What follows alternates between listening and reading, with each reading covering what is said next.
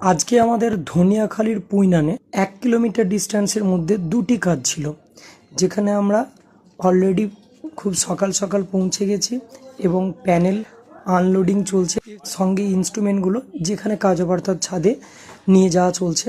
RCC অর্থাৎ রুফটপে বাড়ির ছাদেতে ঝড়ের জন্য স্ট্রাকচারগুলো খুব মজবুত করে আমাদের তৈরি করতে হয়, আর আমরা ম্যাক্সিমাম সময় চেষ্টা টাটার জিআইতে কাজ করার জন্য। দিন প্রায় শেষ। আজকে আমরা এসেছিলাম জামপুরে শফিকুল ইসলামের বাড়িতে। তো দোতলার ছাদে এটা স্লোপ মতো এরিয়া ছিল, সেখানে 3.5 কিলোর একটা সোলার ইনস্টল হলো।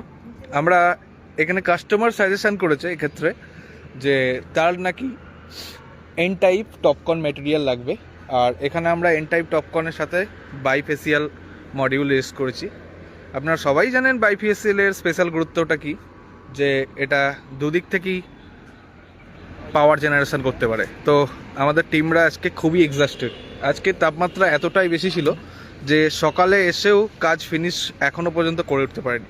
তো এখানে কাস্টমারকে কিছু স্পেশাল জিনিস আমরা দিয়েছি, যেহেতু কাস্টমার অনেকটা ক্লোজ বলা চলে।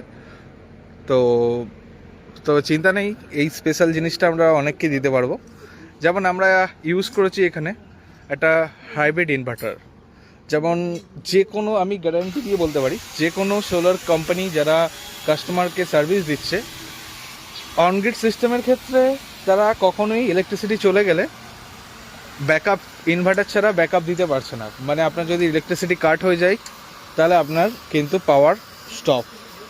তো অফ গ্রিডের ক্ষেত্রে ইনভার্টার থাকলে সেটা আলাদা বিষয়, কিন্তু এখানের ক্ষেত্রে আপনার যে ইনভার্টার ইউজ করা হচ্ছে, ইলেকট্রিক চলে গেলেও ব্যাটারি ছাড়াও আপনার কিন্তু পাওয়ার জেনারেশন অন থাকবে।